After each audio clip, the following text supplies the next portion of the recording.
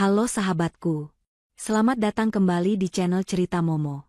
Apa jadinya jika takdir mempertemukan kita kembali dengan orang yang dulu paling menyakiti hati?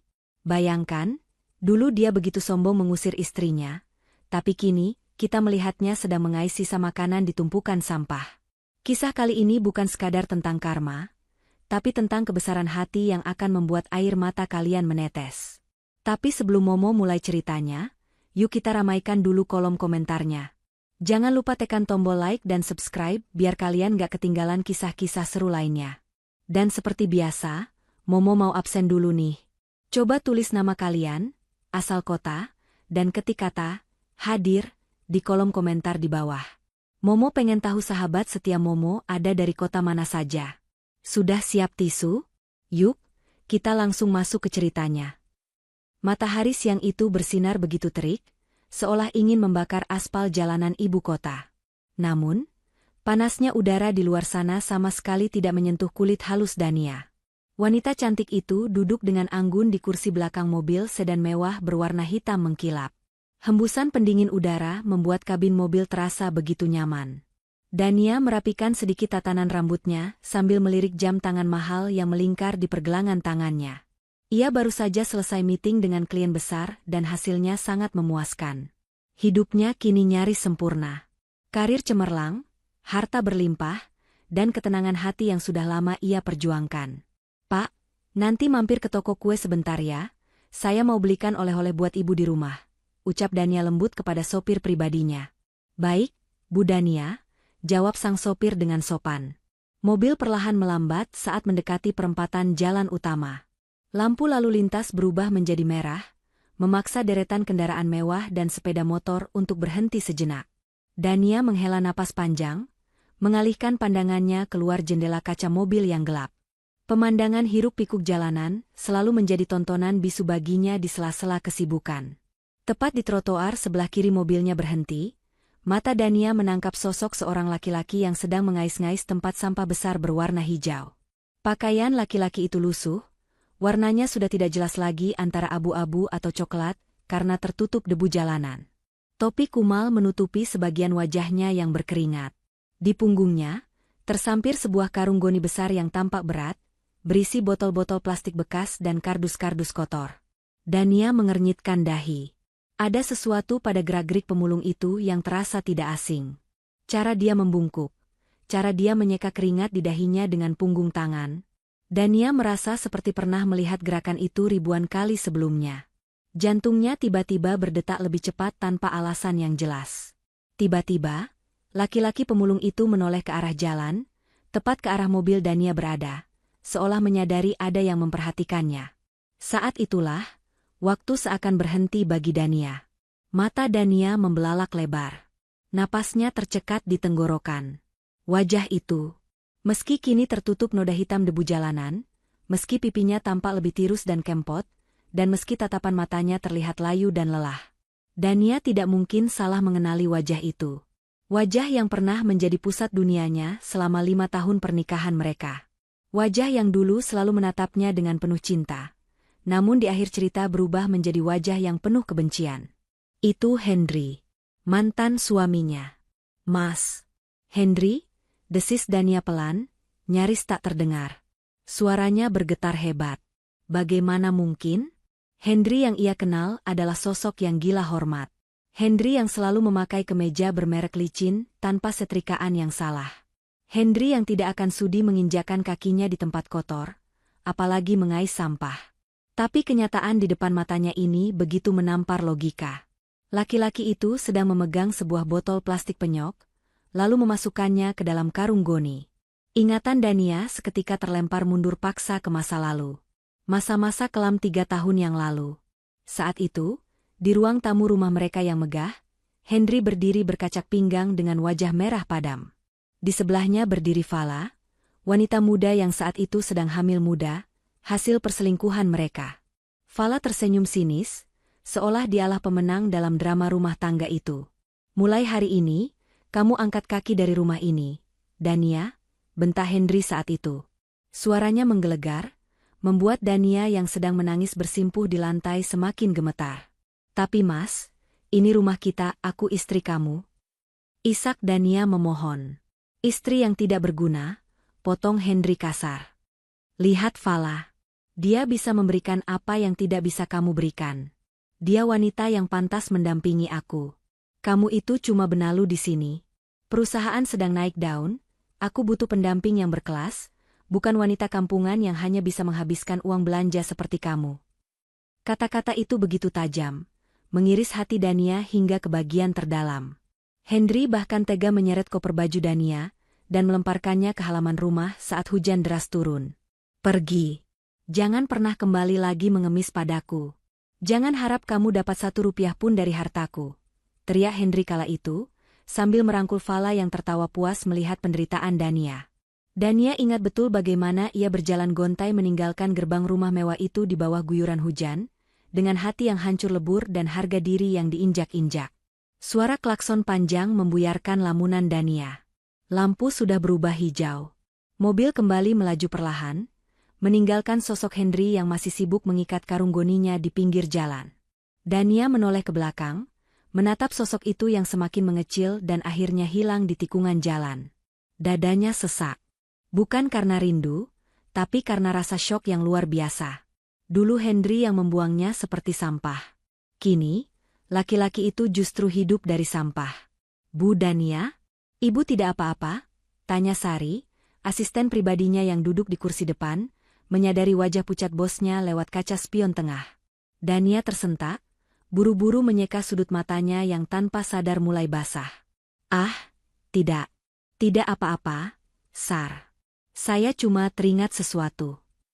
Dania mencoba menenangkan dirinya, menyandarkan punggungnya ke jok mobil yang empuk.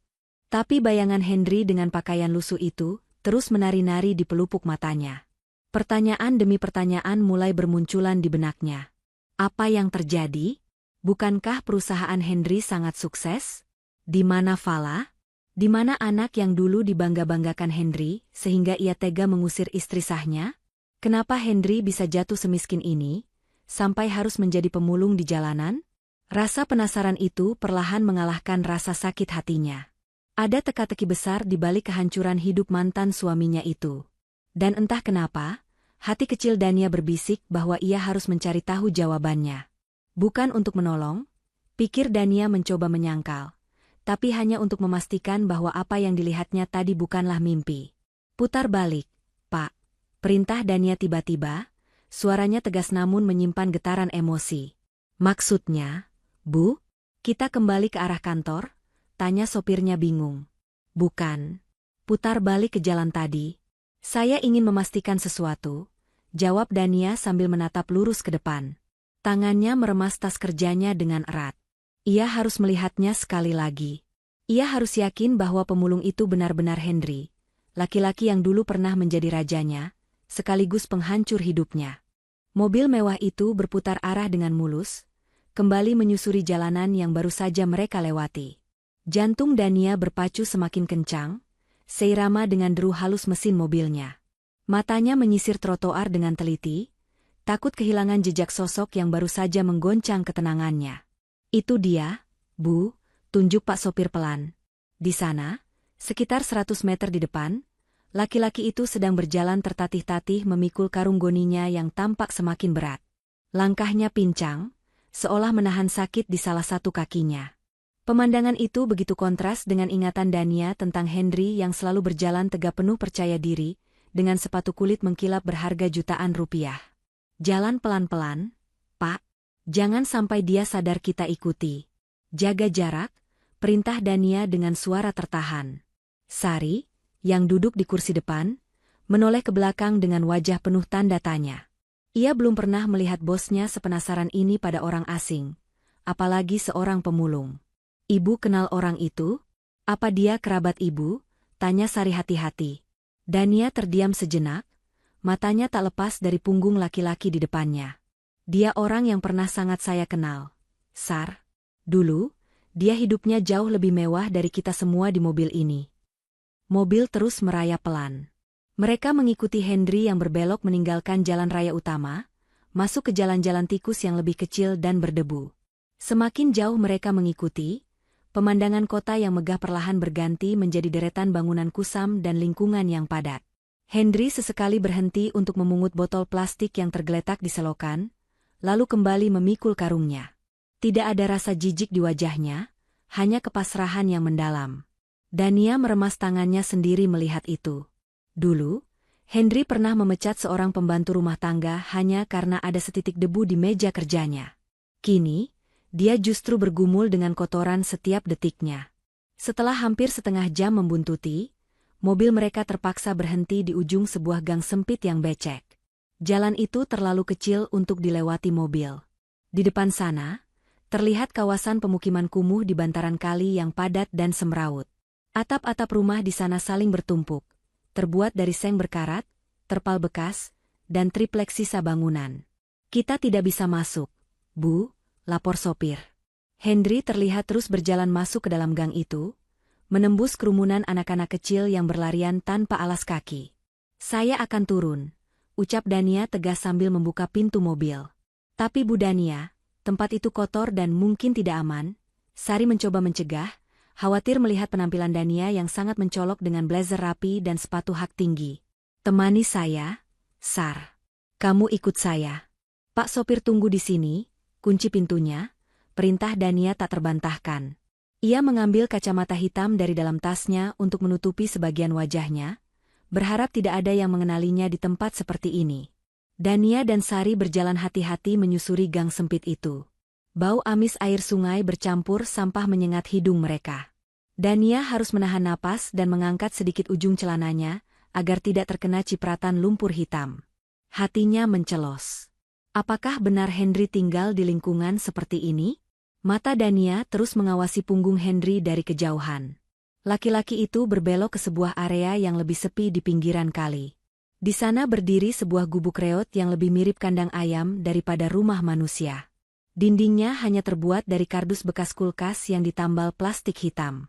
Pintunya miring, nyaris lepas dari engselnya. Dania bersembunyi di balik tembok sebuah warung kecil yang tutup, mengintip apa yang dilakukan Henry. Henry meletakkan karung goninya di depan gubuk itu. Ia duduk di sebuah bangku kayu panjang yang sudah lapuk, melepas topinya, dan mengusap wajahnya yang kusam dengan handuk kecil yang sudah dekil. Dari jarak sedekat ini, Dania bisa melihat dengan jelas kerutan-kerutan penderitaan di wajah mantan suaminya. Rambutnya yang dulu selalu tertata rapi kini agak gondrong dan berantakan, diselingi uban yang mulai banyak tumbuh, padahal usianya belum terlalu tua. "Ya Tuhan!" desis Sari pelan di samping Dania, menutup mulutnya karena kaget melihat kondisi tempat tinggal orang yang diikuti bosnya. "Ibu yakin itu orang yang ibu maksud? Kasihan sekali hidupnya, Bu." Dania tidak menjawab. Tenggorokannya terasa tercekat. Ia ingat betul saat perceraian mereka, Henry memenangkan hampir semua aset Gonogini. Rumah mewah, 2 mobil sport, ruko-ruko strategis, dan tabungan deposito miliaran rupiah. Semua jatuh ke tangan Henry. Dania keluar dari rumah itu hanya membawa pakaian di badan dan mobil pribadinya yang sudah tua. Seharusnya, Henry hidup bergelimang harta bersama Vala, wanita yang ia sebut sebagai bidadari penyelamat itu. Seharusnya mereka sedang berlibur ke Eropa atau makan malam di restoran bintang 5. Kemana perginya semua itu? Batin Dania berteriak. Jika Henry jatuh miskin, di mana Vala? Apakah wanita itu masih setia mendampinginya di gubuk kardus ini? Dania mencoba mencari tanda-tanda keberadaan wanita lain di sana. Namun, sepi. Tidak ada jemuran pakaian wanita, tidak ada suara tawa manja yang dulu sering ia dengar saat Vala menggoda Henry di telepon. Hanya ada kesunyian yang menyedihkan yang melingkupi gubuk itu. Tiba-tiba, Henry merogoh saku celananya yang bolong. Ia mengeluarkan beberapa lembar uang ribuan yang lusuh, dan menghitungnya berulang kali dengan wajah cemas. Ia menghela napas panjang, tampak kecewa, lalu memasukkan kembali uang itu. Ia kemudian mengambil botol air minum bekas yang isinya tinggal setengah, meneguknya sedikit, lalu menyisakan sisanya. Pemandangan itu menohok ulu hati Dania. Laki-laki yang dulu membuang makanan mahal hanya karena rasanya kurang pas di lidah, kini harus berhemat air minum bekas. "Bu Dania, kita pulang saja yuk. Saya nggak tega lihatnya," bisik Sari. Dania menggeleng pelan. Rasa penasarannya belum tuntas. Ia melihat sekeliling gubuk itu lagi. Tidak ada mobil, tidak ada motor, bahkan sepeda butut pun tidak ada. Benar-benar tidak ada sisa kemewahan sedikit pun. Sari, cari tahu informasi di warung depan sana, bisik Dania memberi instruksi. Tanya ke warga sekitar, siapa laki-laki yang tinggal di gubuk itu. Sejak kapan dia di sana, dan apakah dia tinggal sendiri atau ada istrinya. Tapi ingat, jangan bilang saya yang suruh. Pura-pura saja kamu sedang survei bantuan sosial atau apalah.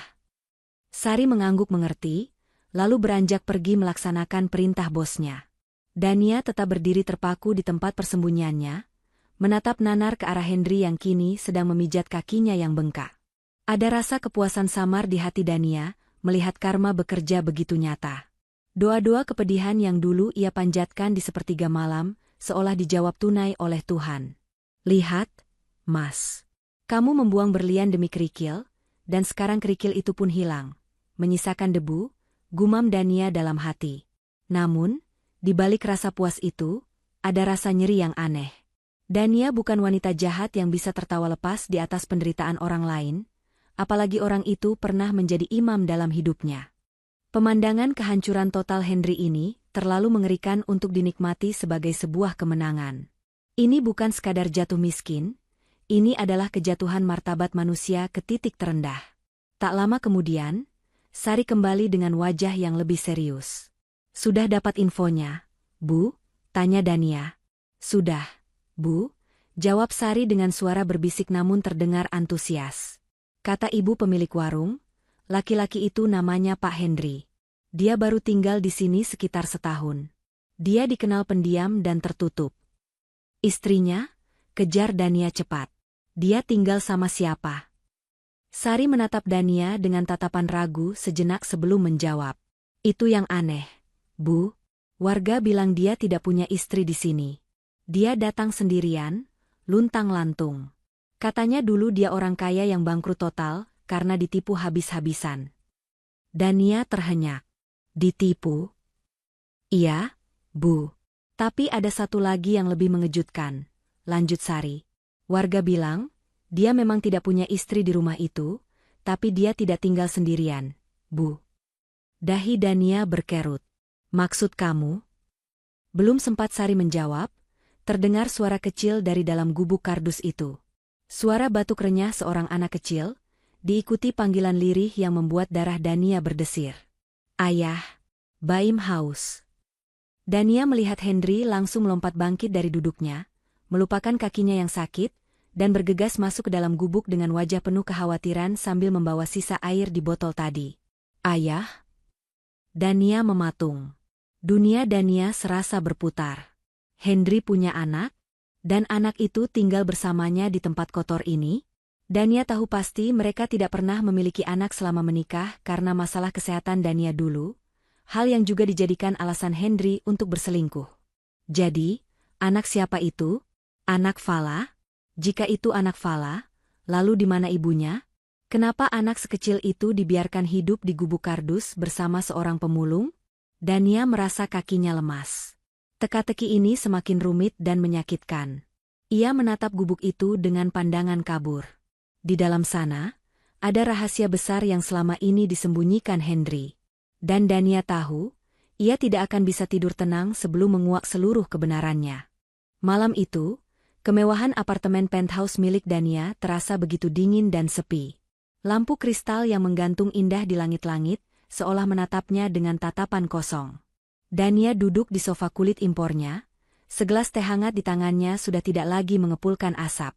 Pikirannya tidak berada di ruangan itu.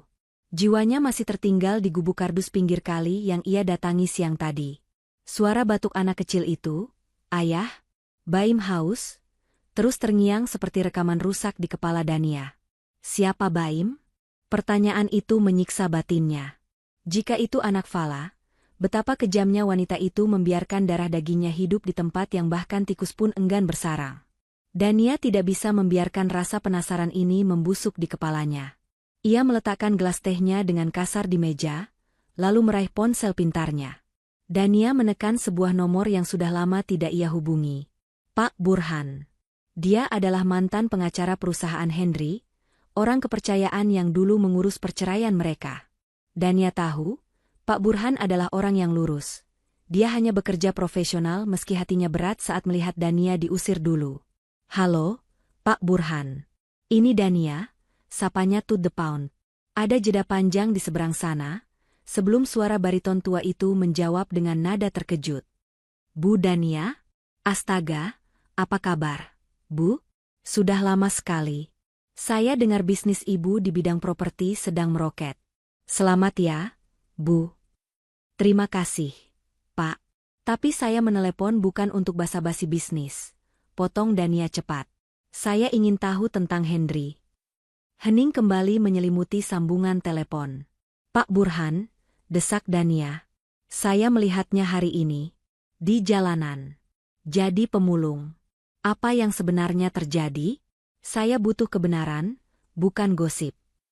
Terdengar helaan napas berat dari ujung telepon. "Saya pikir Ibu sudah tahu. Berita kehancuran Pak Henry sempat ramai di kalangan pebisnis 2 tahun lalu, Bu. Tapi mungkin karena Ibu memblokir semua akses informasi tentang beliau, Ibu jadi terlewat." "Ceritakan, Pak. Semuanya," pinta Dania tegas. "Baiklah, Bu." Pak Burhan memulai ceritanya, suaranya terdengar prihatin. "Setahun setelah Ibu pergi, Pak Henry memang seperti orang yang sedang di atas angin. Bisnis lancar, dan dia sangat memanjakan istri barunya, Bu Fala. Apapun yang diminta Bu Fala, pasti dituruti. Mulai dari mobil sport, liburan ke Eropa, sampai perhiasan berlian." Dania mencengkeram ponselnya erat-erat. Hatinya perih mendengar betapa mudahnya Henry memberikan segalanya pada wanita itu, sementara dulu Dania harus berdebat hanya untuk merenovasi dapur yang bocor.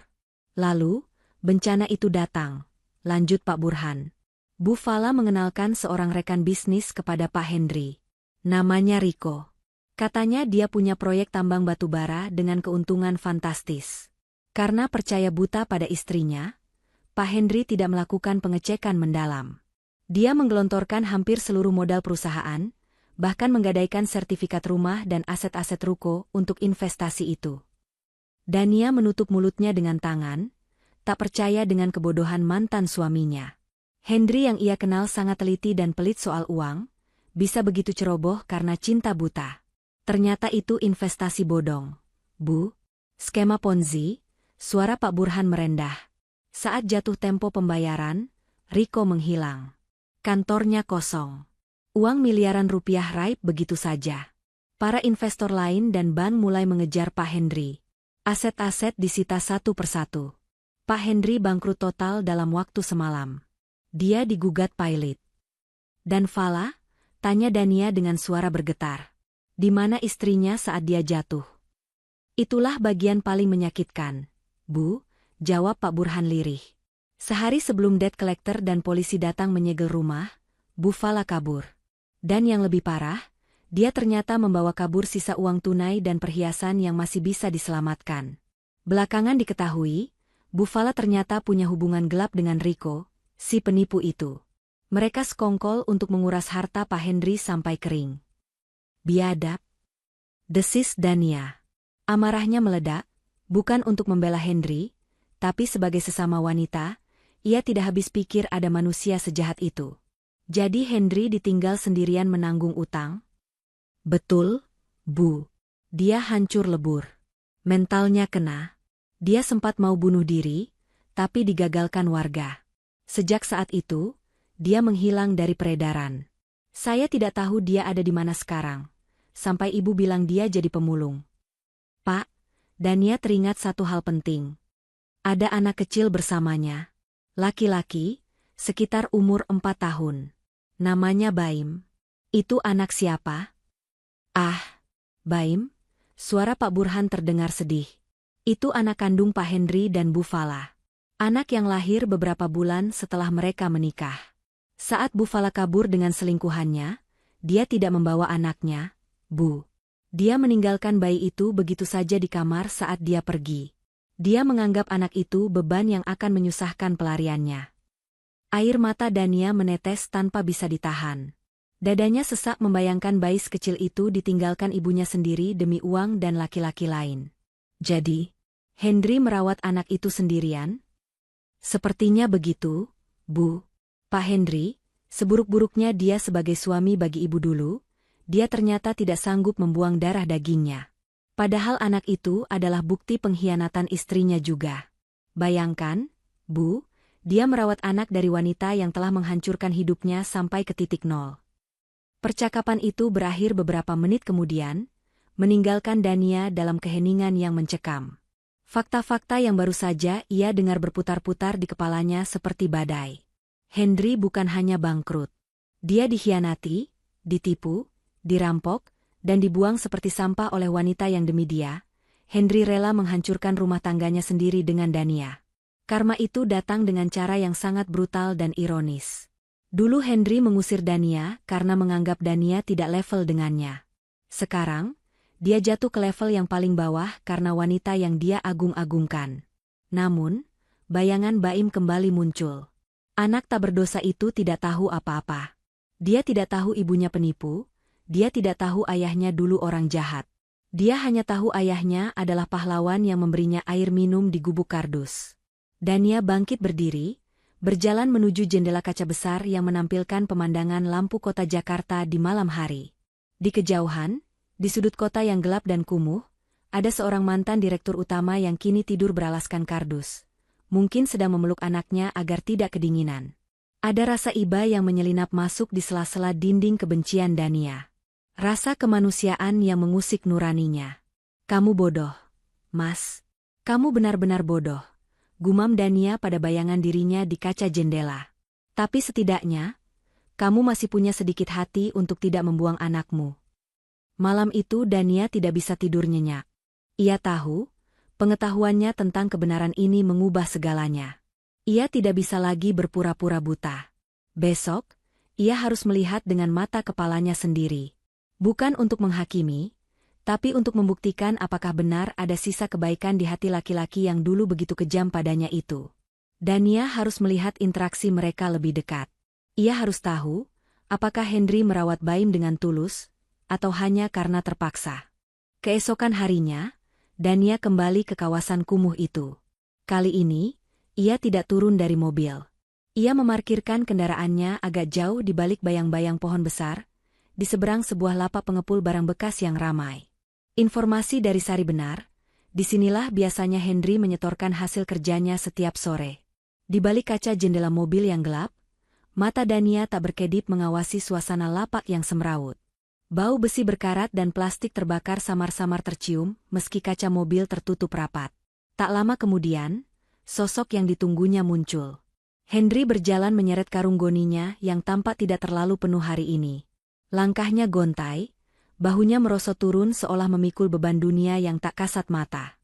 Keringat membanjiri kaos oblongnya yang sudah bolong di bagian punggung. Dania melihat Henry meletakkan karungnya di depan timbangan. Seorang pria bertubuh gempal dengan tato di lengan, sang pemilik lapak, menendang pelan karung itu dengan ujung kakinya, lalu mendengus kasar. Cuma segini, Hen? Seharian ngapain aja lo? Tidur? Bentak pemilik lapak itu. Suaranya cukup keras, hingga terdengar samar oleh Dania.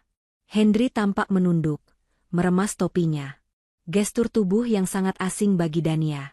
Dulu, Henry adalah orang yang selalu mendongakkan dagu, tidak pernah mau kalah debat, dan selalu merasa dirinya paling benar.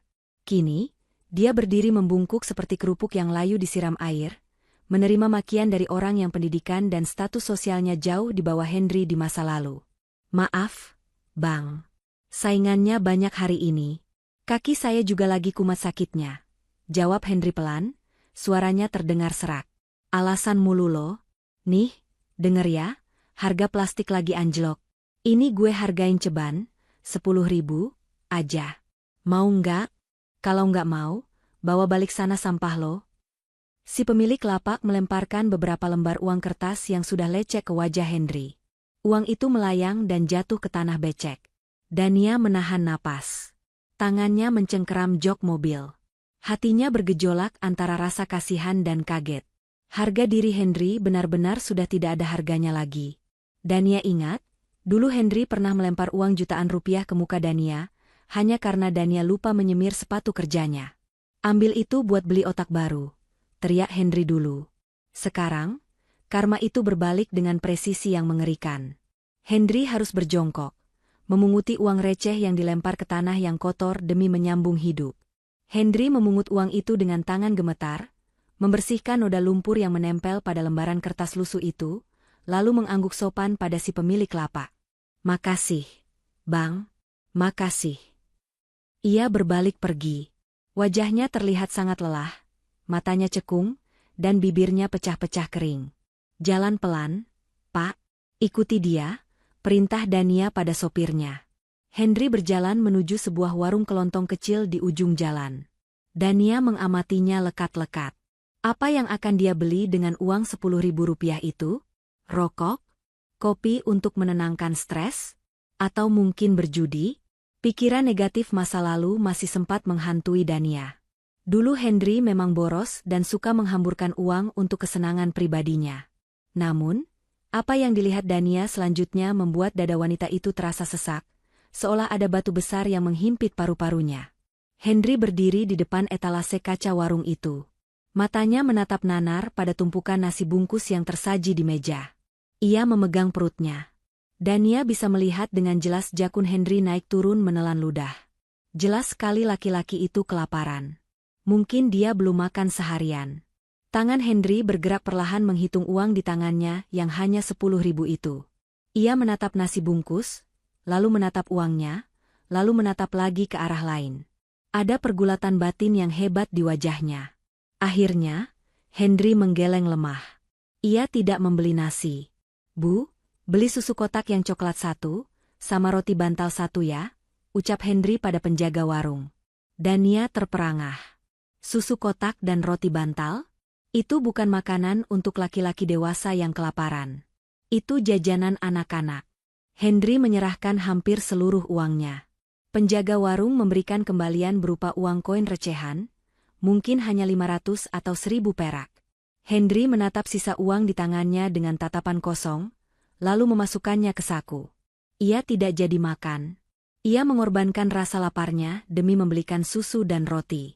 "Untuk Baim," gumam Dania lirih di dalam mobil. Matanya mulai terasa panas. Pemandangan ini menghancurkan pertahanan kebencian Dania. Jika Henry masih egois seperti dulu, dia pasti akan membeli nasi kenyang untuk dirinya sendiri, dan membiarkan anaknya makan sisa atau minum air putih saja. Tapi tidak. Henry yang sekarang, dengan perut keroncongan, berjalan tertatih membawa kantong kresek hitam berisi susu, seolah itu adalah harta karun paling berharga di dunia. Dania melihat Henry berhenti sebentar di pinggir jalan untuk meminum air keran dari sebuah masjid, sekadar untuk mengganjal perutnya yang kosong, sebelum melanjutkan perjalanan pulang ke gubuknya. "Bu Dania, Ibu menangis?" tanya Sari hati-hati, menyodorkan selembar tisu. Dania buru-buru menyeka pipinya. Ia tidak sadar air matanya sudah jatuh. "Saya nggak nyangka, Sar, manusia bisa berubah sedrastis itu. Dulu dia rela makan steak mahal, dan membiarkan saya makan mie instan di rumah. Sekarang dia rela kelaparan demi anak itu. Mungkin penderitaan mengajarkan dia jadi manusia." "Bu," sahut Sari bijak. Mobil mereka terus merayap pelan mengikuti Henry dari kejauhan, hingga laki-laki itu sampai di depan gubuk kardusnya. Dari kejauhan, Dania melihat pintu gubuk terbuka. Seorang bocah kecil kurus berlari keluar. Itu pasti Baim. Bocah itu menyambut Henry dengan riang, memeluk kaki ayahnya yang kotor tanpa rasa jijik sedikitpun. Henry langsung berjongkok, mensejajarkan tingginya dengan sang anak. Wajah lelahnya seketika sirna, berganti dengan senyum paling tulus yang pernah Dania lihat. Senyum yang dulu, saat awal pernikahan, pernah menjadi milik Dania. Henry mengeluarkan susu kotak dan roti dari kantong kresek. Mata Baim berbinar-binar kegirangan, seolah baru saja mendapatkan mainan mahal. Bocah itu langsung menusuk sedotan susu dan meminumnya dengan lahap. Henry hanya menatapnya sambil tersenyum. Sesekali mengelus kepala anaknya dengan tangan kasarnya. Ia tidak makan apa-apa, tapi wajahnya terlihat kenyang hanya dengan melihat anaknya makan. Dania memalingkan wajahnya, tidak sanggup lagi melihat pemandangan itu. Hatinya teriris. Rasa benci itu memang masih ada. Sisa luka pengkhianatan itu belum sembuh total. Tapi rasa kemanusiaan Dania berteriak lebih kencang. Di sana, di gubuk reot itu, ada seorang ayah yang sedang berjuang mati-matian menebus dosa masa lalunya dengan mencintai satu-satunya hal baik yang tersisa dalam hidupnya. Kita pulang, Pak, perintah Dania dengan suara parau. Baik, Bu. Saat mobil mewah itu menjauh meninggalkan kawasan kumuh, Dania menyandarkan kepalanya ke jendela. Pikirannya melayang. Ia tahu ia tidak bisa diam saja setelah melihat semua ini. Bukan soal cinta lama yang bersemi kembali, sama sekali bukan. Ini soal hati nurani. Dania merasa Tuhan tidak mempertemukan mereka kembali, hanya untuk menjadi penonton penderitaan. Ada sesuatu yang harus ia lakukan. Tapi apa? Dan apakah dia siap menghadapi Henry secara langsung? Pertanyaan itu terus berputar di benak Dania. Sementara bayangan Henry yang menahan lapar demi sekotak susu terus menghantui sepanjang perjalanan pulang. Pria itu bukan lagi sampah di mata Dania. Dia adalah manusia yang sedang belajar menjadi manusia. 2 hari berlalu sejak kejadian di warung itu, namun bayangan Henry dan anaknya masih melekat erat di benak Dania, seperti noda tinta yang sulit hilang. Pekerjaan di kantor menumpuk, berkas-berkas penting menunggu tanda tangannya, namun konsentrasi Dania buyar. Hatinya tidak tenang. Rasa ingin tahunya kini bercampur dengan dorongan aneh untuk melihat lebih dekat. Bukan dari balik kaca mobil yang aman, melainkan dari jarak pandang yang nyata. Sore itu, Dania memutuskan melakukan sesuatu yang gila. Ia menanggalkan blazer mahalnya, menggantinya dengan kaos oblong polos dan celana jeans yang biasa. Ia mengenakan topi lebar dan masker kesehatan untuk menutupi sebagian besar wajahnya. Ia tidak ingin dikenali sebagai Bu Dania sang pengusaha sukses. Hari ini, ia hanya ingin menjadi orang asing yang lewat. Ibu yakin mau masuk ke sana jalan kaki? Tanya Sari dengan wajah cemas saat mobil mereka berhenti di mulut gang kumuh itu lagi. Saya harus mendengar sendiri, Sar. Saya harus melihat dari dekat bagaimana dia memperlakukan anak itu. Firasat saya mengatakan ada hal lain yang belum saya ketahui, jawab Dania tegas. Dania turun, meminta Sari menunggu di mobil agar tidak mencolok. Ia melangkah sendirian memasuki labirin gang sempit itu. Bau selokan yang menguap dan aroma sampah basah langsung menyergap penciumannya, membuatnya sedikit mual. Namun, Dania menahan napas dan terus melangkah. Kakinya yang terbiasa menginjak lantai marmer kini, harus berhati-hati memijak tanah becek bercampur limbah rumah tangga. Jantung Dania berdegup kencang saat gubuk kardus milik Henry mulai terlihat di ujung pandangan. Gubuk itu tampak lebih menyedihkan dari jarak dekat. Atapnya dari terpal biru yang sudah robek di sana-sini, dindingnya hanya tempelan kardus bekas kulkas dan triplek sisa proyek. Angin sore bertiup kencang, membuat gubuk itu sedikit bergoyang, seolah bisa rubuh kapan saja. Dania mengendap-endap mendekat. Ia bersembunyi di balik tumpukan ban bekas di samping gubuk tetangga yang kosong. Jaraknya hanya beberapa meter dari dinding kardus gubuk Henry. Karena dindingnya begitu tipis, suara dari dalam terdengar cukup jelas di telinga Dania. Ayah, Baim gatal-gatal. Terdengar suara rengekan manja anak kecil. Sini, nak, ayah kasih bedak ya. Ini digigit nyamuk semalam. Nanti malam ayah kipasin terus biar nyamuknya nggak berani dekat. Suara Henry terdengar lembut, sangat sabar. Dania mengintip sedikit dari celah ban bekas. Melalui pintu gubuk yang setengah terbuka, ia bisa melihat Henry sedang memangku Baim di atas tikar tipis yang digelar di atas tanah. Henry dengan telaten menaburkan bedak gatal ke lengan dan kaki kecil anaknya yang penuh bentol merah. Yah, panggil Baim lagi. Suaranya terdengar polos namun menyayat hati. Kapan kita pindah ke rumah yang ada lampunya? Di sini gelap kalau malam. Baim takut tikus. Pertanyaan itu membuat dada Dania sesak. Ia melihat Henry terdiam sejenak, mengelus rambut anaknya yang agak kusut. Sabar ya, jagoan. Ayah lagi nabung. Nanti kalau uangnya sudah cukup, kita sewa kamar yang ada lampunya terang benderang. Ada kasurnya juga. Baim doain ayah kerjanya lancar ya, jawab Henry. Suaranya bergetar, menyiratkan kebohongan putih demi menenangkan hati anaknya. Iya, ayah. Baim selalu doain ayah, sahut Baim polos. Lalu, bocah itu menanyakan hal yang membuat Dania menahan napas. Yah, ibu mana? Kok ibu nggak pernah datang lagi? Teman Baim di sana tadi dijemput ibunya. Dania menajamkan telinganya. Ia ingin tahu bagaimana Henry akan menjawab pertanyaan ini. Apakah dia akan memaki Vala? Apakah dia akan menanamkan kebencian pada anaknya tentang ibu kandungnya yang jahat itu? Dulu, Henry adalah pendendam. Dia tidak pernah membiarkan orang yang menyakitinya lolos tanpa caci maki. Namun, jawaban Henry membuat air mata Dania jatuh tanpa permisi. Ibu lagi kerja? Nak, kerja jauh sekali, ucap Henry pelan. Ibu pergi buat cari uang, biar Baim bisa sekolah nanti. Ibu itu orang baik, dia sayang sama Baim. Cuma keadaannya lagi susah, jadi ibu belum bisa pulang. Ibu sayang Baim? Tanya bocah itu memastikan. Sayang banget. Makanya Baim gak boleh nakal, harus jadi anak pintar, biar ibu bangga nanti kalau ketemu. Bohong Henry lagi. Dania menutup mulutnya dengan tangan agar isak tangisnya tidak terdengar. Henry melindungi hati anaknya. Ia rela menelan semua rasa sakit dan pengkhianatan Vala sendirian, demi menjaga gambaran sosok ibu tetap suci di mata Baim. Henry tidak ingin Baim tumbuh dengan membenci ibunya sendiri, meskipun sang ibu telah membuang mereka seperti sampah. Ini namanya pengorbanan. Batin Dania terguncang.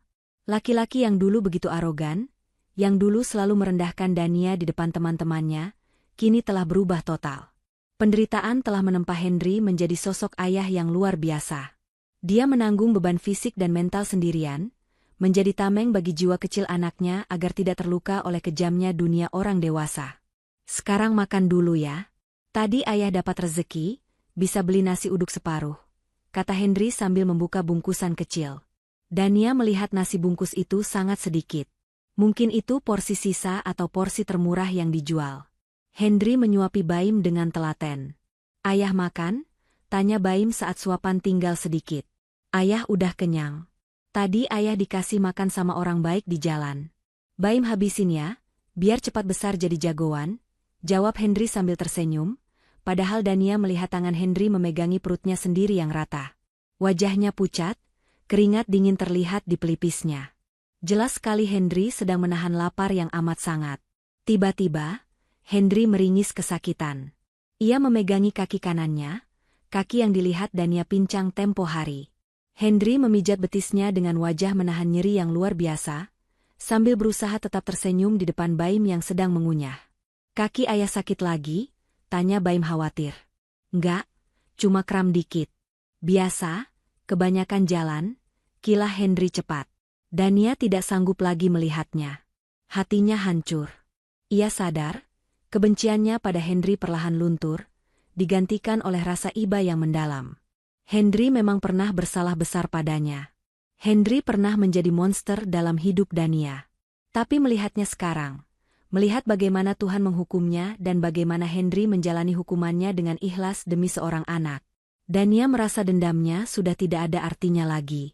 Dania mundur perlahan, berniat meninggalkan tempat itu sebelum pertahanannya runtuh total. Namun, nasib berkata lain. Kakinya yang tidak terbiasa dengan medan sempit itu tersandung tumpukan kaleng bekas di samping ban. Klontang. Suara kaleng beradu dengan batu terdengar nyaring, memecah keheningan sore di gang sepi itu. Siapa itu? Suara Henry terdengar kaget dan waspada dari dalam gubuk. Dania panik. Jantungnya seakan mau copot. Ia hendak berbalik dan lari, tapi kakinya terpeleset tanah licin. Ia kehilangan keseimbangan dan terjatuh. Topi lebarnya terlepas, masker yang menutupi wajahnya melorot ke dagu. Di saat yang bersamaan, Henry muncul dari balik pintu gubuk dengan wajah tegang, siap melindungi anaknya dari bahaya. Mata Henry langsung tertuju pada sosok wanita yang terjatuh di dekat tumpukan sampah itu. Waktu seakan berhenti untuk kedua kalinya. Mata Henry membelalak lebar. Wajahnya yang kusam seketika memucat, lebih putih dari kertas. Bibirnya bergetar hebat, tak mampu mengeluarkan suara. Ia mengenali wajah itu. Wajah yang dulu ia usir dengan kasar, wajah yang kini terlihat begitu bersih dan terawat, kontras dengan dirinya yang berlumur debu. Dania, bisik Henry tercekat, suaranya syarat dengan ketidakpercayaan dan rasa malu yang menghunjam. Dania membeku di tanah. Penyamarannya terbongkar. Tidak ada lagi kaca mobil yang membatasi mereka. Tidak ada lagi jarak aman. Kini mereka berhadapan langsung. Masa lalu dan masa kini bertabrakan dalam satu momen yang menyakitkan. Dania menatap mata mantan suaminya itu, melihat campuran rasa kaget, takut, dan rasa malu yang luar biasa besar di sana. "Mas." Panggil Dania lirih, napasnya memburu. Konfrontasi yang ia hindari akhirnya terjadi dengan cara yang paling tidak terduga. Dania tahu, setelah detik ini, hidup mereka tidak akan sama lagi. Kebenaran telah terkuak, dan kini saatnya menghadapi realita yang menyayat hati itu secara jantan. Suasana di gang sempit itu mendadak hening, seolah udara di sekitarnya tersedot habis. Tatapan mata Henry menyiratkan horor yang nyata. Bukan ketakutan akan bahaya fisik, melainkan ketakutan akan runtuhnya sisa-sisa harga diri yang selama ini ia pertahankan mati-matian. Di hadapannya, berdiri wanita yang dulu ia ceraikan dengan sombong, wanita yang ia sebut tidak selevel dengannya, kini berdiri tegak, bersih, dan memancarkan aura kesuksesan yang menyilaukan. Sementara dirinya, Henry sadar betul bagaimana rupanya saat ini. Bau, dekil, memakai kaos oblong-bolong, dan hidup di gubuk sampah. "Pergi." Suara Henry keluar seperti cicitan tikus yang terhimpit. Tubuhnya gemetar hebat. "Pergi kamu. Jangan lihat aku." Kepanikan mengambil alih akal sehatnya. Henry tidak sanggup menghadapi kenyataan ini. Ia berbalik badan dengan gerakan menyentak, berniat kabur masuk ke dalam gubuk dan menutup pintu rapat-rapat. Ia ingin menghilang. Ia ingin bumi menelannya saat itu juga. Rasa malunya begitu besar, hingga rasanya membakar kulit wajahnya. Namun, tubuhnya yang rapuh tidak bisa diajak bekerja sama. Saat ia mencoba berputar cepat dengan kaki kanannya yang cedera, rasa nyeri yang tajam menusuk tulang keringnya. Kaki itu tidak kuat menahan beban tubuhnya yang mendadak goyah karena panik. "Arg!" Henry mengerang tertahan. Tubuhnya limbung. Ia mencoba menggapai tiang penyangga gubuknya, tapi tiang bambu lapuk itu tak cukup kuat menahannya. Henry jatuh tersungkur keras ke tanah becek di depan pintu gubuknya sendiri. Wajahnya nyaris mencium lumpur hitam sisa air hujan. Karung goni berisi botol bekas yang ada di dekat pintu ikut terguling, menumpahkan isinya yang berserakan, menambah kesan menyedihkan pada pemandangan itu. "Mas Henry," jerit Dania refleks. Dania melupakan rasa kagetnya. Naluri kemanusiaannya bergerak lebih cepat daripada egonya. Ia berlari kecil mendekati mantan suaminya yang terjerembab di tanah. Ia berlutut, tidak peduli celana jeans bersihnya kini ternoda lumpur kotor gang itu. Tangan Dania terulur hendak memegang bahu Henry untuk membantunya bangun. Namun, sebelum tangan halus itu menyentuh kulitnya yang kusam, Henry menepisnya dengan kasar. "Jangan sentuh," bentak Henry histeris. Ia menyeret tubuhnya mundur di atas tanah, menjauhi Dania seolah sentuhan wanita itu adalah api yang membakar. Matanya merah, berair, dipenuhi campuran amarah dan rasa hina yang amat sangat. "Jangan sentuh aku dengan tanganmu itu. Aku kotor. Aku menjijikan," teriak Henry dengan suara parau yang pecah. "Kamu puas sekarang? Hah? Kamu datang ke sini mau menertawakan aku? Kamu mau lihat karma bekerja? Nih, lihat sepuasmu. Aku sudah jadi sampah. Puas kamu, Dania?" Dania terpaku. Tangannya menggantung di udara. Hatinya mencelos melihat reaksi defensif Henry yang begitu ekstrim. Ia melihat air mata mulai meleleh di pipi kotor laki-laki itu, membuat jalur putih di wajahnya yang berdebu. "Mas, aku nggak bermaksud." Suara Dania tercekat. "Pergi. Aku mohon pergi." Henry menundukkan wajahnya dalam-dalam, menyembunyikannya di antara kedua lututnya. Bahunya terguncang hebat. Laki-laki itu menangis sesenggukan. Tangis yang ditahan bertahun-tahun, tangis kekalahan seorang laki-laki yang sudah kehilangan segalanya. Suasana tegang itu pecah oleh suara kecil yang ketakutan. "Ayah? Ayah kenapa jatuh? Ayah sakit?" Bayi muncul di ambang pintu gubuk. Mata bulat bocah itu membelalak melihat ayahnya duduk di tanah sambil menangis. Baim langsung berlari memeluk leher Henry. Ia menatap Dania dengan tatapan waspada dan takut, seolah Dania adalah monster yang baru saja menyakiti pahlawannya. "Tante jahat ya? Tante dorong ayah?" tanya Baim polos namun menusuk. Bocah itu merentangkan tangan kecilnya, berusaha melindungi tubuh besar ayahnya dari Dania. "Jangan ganggu ayah Baim. Pergi." Dania merasa seperti ditampar. Tuduhan polos dari anak kecil itu lebih menyakitkan daripada makian orang dewasa. Hendri yang mendengar suara anaknya langsung mengangkat wajah. Ia buru-buru menghapus air matanya dengan punggung tangan yang kotor. Ia tidak mau terlihat lemah di depan Baim. Dengan susah payah, ia memeluk tubuh kecil anaknya. "Enggak, Nak, tante ini enggak jahat. Ayah cuma terpleset," ucap Hendri terbata-bata, berusaha menenangkan Baim meski suaranya masih serak basah. Hendri menatap Dania lagi. Kali ini tidak ada amarah yang meledak-ledak, hanya tatapan memohon yang sangat dalam. Tatapan seorang ayah yang tidak ingin anaknya melihatnya dipermalukan lebih jauh. "Bu Dania?" panggil Hendri lirih. Ia menggunakan sebutan, "Bu," menciptakan tembok formalitas yang menegaskan betapa jauhnya jarak status sosial mereka sekarang. "Saya mohon, tolong tinggalkan kami. Jangan bikin anak saya takut. Tempat ini bukan tempat untuk orang seperti ibu." Dania terdiam, menelan ludah yang terasa pahit. Ia melihat luka borok yang menganga di kaki Hendri yang terekspos, karena celananya tersingkap saat jatuh tadi. Luka itu terlihat infeksi, bengkak dan bernanah. Pantas saja dia berjalan pincang. Jika dibiarkan, kaki itu bisa membusuk. Dania menarik napas panjang, menguatkan hatinya. Ia berdiri perlahan, membersihkan lututnya yang kotor. "Aku nggak akan pergi, Mas," ucap Dania tegas, namun lembut. Hendri mendongak, kaget dengan keras kepalanya Dania. "Kamu mau apa lagi? Mau menghina saya?" "Kalau aku mau menghina kamu, aku sudah lakukan dari tadi pakai pengeras suara biar satu kampung ini dengar," jawab Dania tenang. Ia menatap mata Hendri lurus-lurus. "Aku kesini bukan sebagai mantan istrimu yang mau balas dendam. Aku kesini karena aku manusia. Dan aku lihat ada anak kecil yang ketakutan, dan seorang bapak yang kakinya butuh dokter. Saya nggak punya uang buat ke dokter. Saya nggak butuh belas kasihan kamu," tolak Hendri keras kepala, harga dirinya masih mencoba melawan. "Ini bukan soal kamu," potong Dania tak kalah tegas. Ia menunjuk Baim yang masih memeluk erat Hendri. "Ini soal dia. Kamu mau kakimu dipotong terus kamu nggak bisa kerja lagi? Terus anak ini mau makan apa? Sampah?" Kata-kata Dania menohok ulu hati Hendri.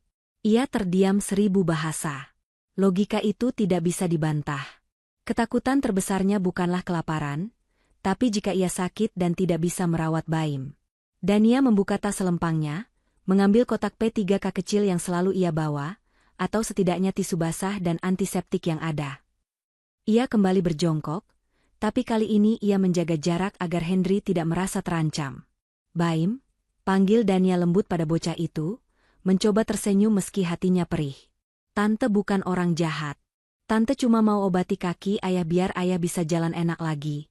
Baim mau kan kaki ayah sembuh?" Baim menatap Dania ragu-ragu, lalu menatap ayahnya. "Ayah sakit." Hendri menghela napas panjang, bahunya merosot lemas. Ia menyerah. Ia tidak punya tenaga lagi untuk melawan takdir pertemuan ini. Rasa sakit di kakinya memang sudah tak tertahankan sejak kemarin.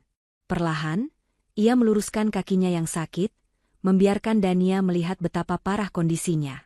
"Silakan," bisik Hendri pasrah, suaranya nyaris tak terdengar.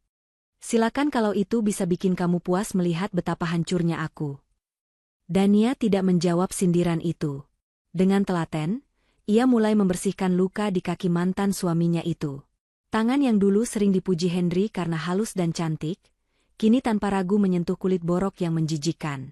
Tidak ada rasa jijik di wajah Dania, hanya keseriusan. Dalam keheningan senja di pinggir tumpukan sampah itu, dinding permusuhan itu perlahan retak. Hendri menatap puncak kepala Dania yang sedang menunduk mengobati kakinya. Ingatan masa lalu berputar kembali. Dulu, saat Dania sakit demam, Hendri bahkan enggan mengompresnya dan menyuruh pembantu yang melakukannya. Kini, wanita yang ia buang itu justru merawat luka busuk di kakinya tanpa diminta. Air mata Hendri kembali menetes, tapi kali ini dalam diam. Rasa malu itu perlahan berganti menjadi rasa penyesalan yang begitu dalam hingga rasanya meremukan tulang-tulangnya.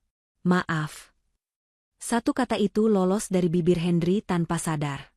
Dania berhenti sejenak, tangannya memegang perban. Ia mendongak menatap Henry.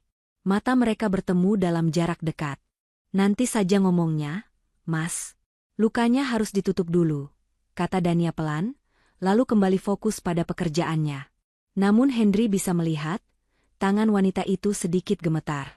Pertemuan ini bukan akhir dari segalanya, melainkan awal dari pembukaan kotak Pandora masa lalu yang selama ini terkunci rapat. Dania tahu, setelah luka fisik ini dibalut, masih ada luka batin yang harus dibicarakan. Tentang Fala, tentang kebangkrutan, dan tentang bagaimana Henry bisa berakhir di tempat ini bersama Baim. Matahari sudah sepenuhnya tenggelam, menyisakan langit gelap yang hanya diterangi oleh lampu jalanan yang remang-remang di kejauhan.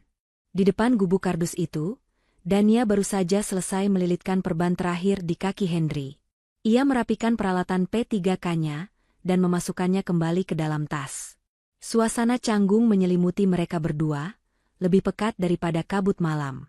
Baim, bocah kecil itu, sudah tertidur pulas di atas tikar di dekat pintu gubuk. Perutnya yang kenyang karena roti dan susu, ditambah angin malam yang sejuk, membuatnya terlelap cepat, seolah tidak peduli dengan drama orang dewasa yang sedang terjadi di hadapannya. Terima kasih, Bu, ucap Henry pelan, matanya menatap perban putih yang kini membungkus betisnya yang kotor. Rasanya sudah lama sekali ia tidak merasakan sentuhan manusiawi seperti ini. Ibu tidak perlu repot-repot begini sebenarnya. Saya tidak pantas menerimanya. Dania menghela napas panjang, lalu duduk di sebuah bangku kayu reot di seberang Henry, tidak peduli debu akan mengotori celananya. Ia menatap lurus ke mata mantan suaminya. Sekarang cerita, Mas, tagih Dania dengan suara datar namun menuntut. Jangan ada yang ditutupi lagi. Aku mau tahu semuanya. Kenapa kamu bisa berakhir di tempat sampah ini? Dan di mana perempuan itu? Di mana Fala? Mendengar nama Fala disebut, wajah Henry menegang. Rahangnya mengeras, ada kilatan amarah yang bercampur dengan rasa sakit yang mendalam di matanya. Ia menunduk, memainkan jemarinya yang kasar. Dia pergi, Bu, jawab Henry lirih. Dia pergi membawa semua sisa uangku saat aku sedang sekarat. Henry mulai bercerita. Suaranya serak, sesekali terhenti karena menahan isak tangis yang tertahan di tenggorokan. Ia menceritakan bagaimana setahun setelah mengusir Dania, hidupnya terasa seperti di surga. Bisnis lancar, uang mengalir deras, dan Fala memperlakukannya bak raja. Namun, itu semua ternyata hanya ilusi. Aku buta, Bu. Aku terlalu mencintai dia sampai aku lupa logika. Aku Henry pahit. Dia mengenalkan aku pada investasi tambang itu. Katanya untungnya besar. Aku pertaruhkan semuanya. Rumah, ruko, tanah warisan orang tua, semuanya aku jual dan gadaikan demi modal itu. Aku pikir, ini demi masa depan kami dan Baim. Dania mendengarkan dengan seksama, tangannya mengepal erat menahan emosi. Kebodohan Henry memang luar biasa, tapi kekejaman Fala jauh lebih mengerikan. Ternyata itu jebakan, lanjut Henry, suaranya mulai bergetar. Saat uang sudah masuk semua, orang yang bawa uang itu kabur. Polisi bilang itu sindikat. Dan saat aku pulang ke rumah dengan keadaan panik, mau ngadu ke Fala, rumah sudah kosong. Henry mengangkat wajahnya, menatap Dania dengan mata yang basah. Lemari baju dia kosong. Bu, brankas di kamar tidur sudah terbuka dan isinya ludes. Perhiasan, jam tangan, uang tunai darurat semuanya dia bawa. Dia kabur dengan laki-laki lain, selingkuhannya yang ternyata jadi otak penipuan itu. Biadab, desis Dania tanpa sadar. Tapi bukan itu yang paling sakit. Bu, sambung Henry, air matanya menetes lagi. Ia menoleh ke arah Baim yang sedang tidur. Yang paling sakit adalah dia meninggalkan Baim. Dania terhenyak. Maksud kamu? Saat aku masuk ke kamar Baim, anak itu sedang menangis di boks bayinya. Popoknya penuh, dia kelaparan. Di sebelahnya ada secari kertas. Henry tersenyum miris, senyum yang penuh luka. Tulisannya singkat, aku nggak mau bawa beban. Urus anakmu sendiri. Aku mau hidup bebas. Hening. Dania merasa darahnya mendidih. Bagaimana mungkin seorang ibu tega menyebut anaknya sendiri sebagai beban dan membuangnya begitu saja? Saat itu dunia aku runtuh. Bu, Henry melanjutkan ceritanya. Debt collector datang menyita rumah. Polisi datang memeriksa. Aku nggak punya apa-apa lagi selain baju di badan dan bayi yang menangis terus. Teman-teman yang dulu sering aku traktir, semuanya menghilang. Saudara-saudara menjauh karena takut ikut ditagih utang. Aku sendirian. Kenapa kamu nggak serahkan anak itu ke panti asuhan? Tanya Dania tajam, menguji hati mantan suaminya.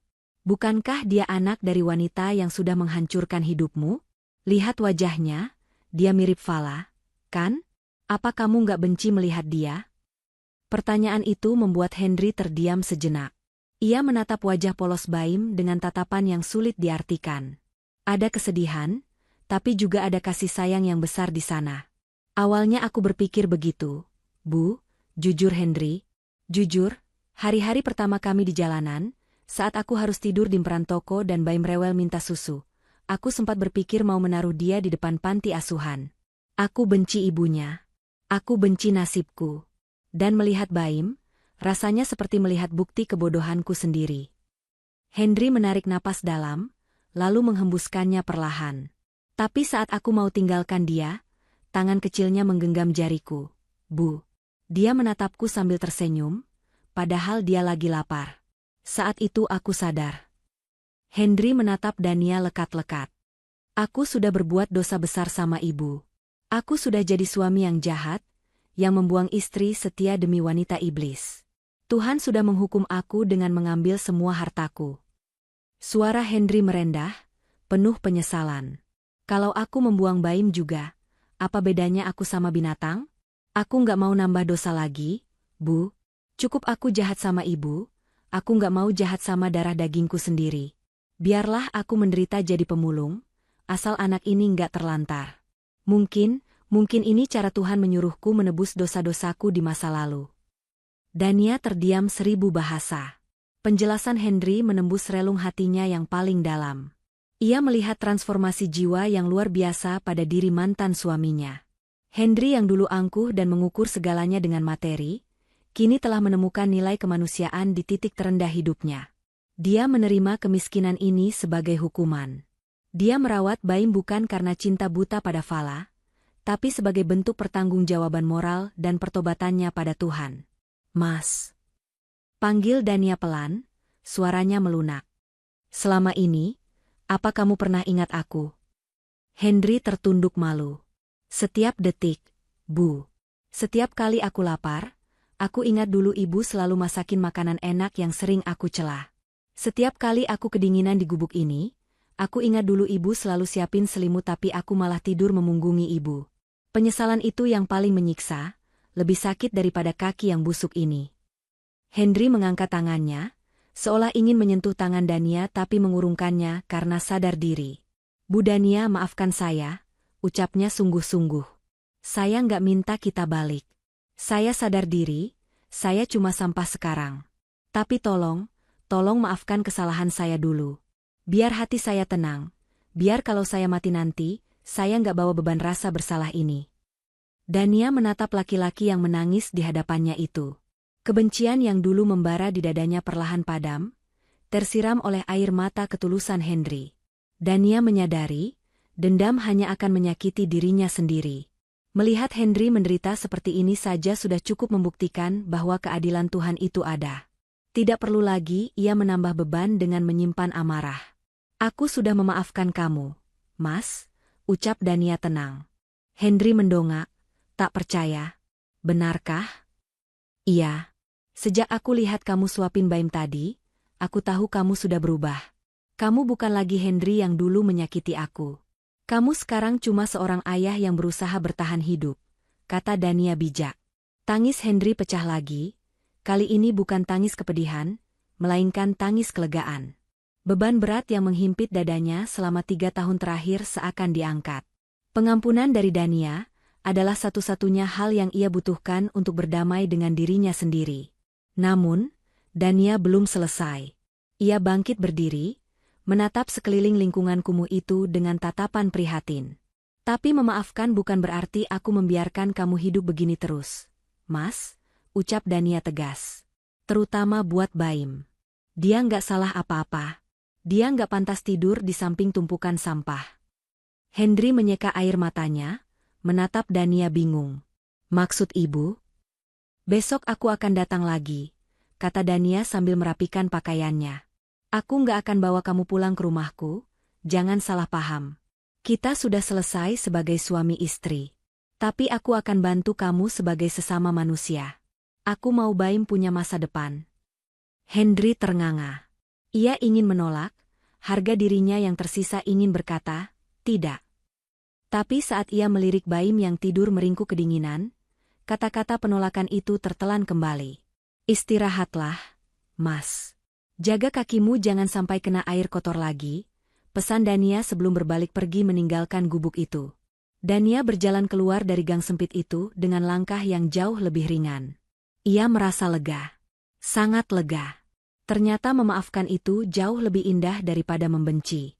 Malam itu, di bawah langit Jakarta yang kelabu, Dania belajar bahwa kemenangan sejati bukanlah saat melihat musuhmu hancur, tapi saat kamu mampu mengulurkan tangan pada orang yang pernah menghancurkanmu.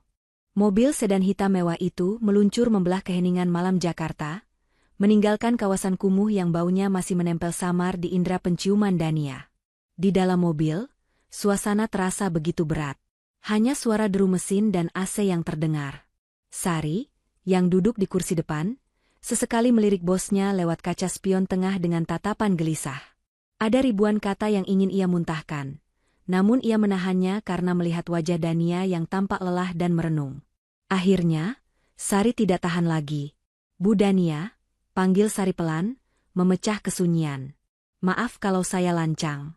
Tapi, apa ibu yakin dengan keputusan ibu tadi? Maksud saya, ibu benar-benar mau membantu Pak Hendri. Dania mengalihkan pandangannya dari jendela, menatap punggung kursi asistennya itu. Kenapa, Sar? Kamu pikir aku bodoh? Bukan begitu, Bu, sangkal Sari cepat, memutar badannya sedikit ke belakang. Saya cuma takut ibu dimanfaatkan lagi. Ibu ingatkan betapa jahatnya dia dulu? Dia mengusir ibu saat hujan deras, dia menghina orang tua ibu, dia bahkan bilang ibu mandul dan gak berguna. Apa orang seperti itu pantas dapat belas kasihan? Dania tersenyum tipis. Senyum yang sulit diartikan. Ia menyandarkan kepalanya ke jok mobil. Kata-kata Sari benar adanya. Luka itu memang pernah ada, menganga lebar dan bernanah selama bertahun-tahun.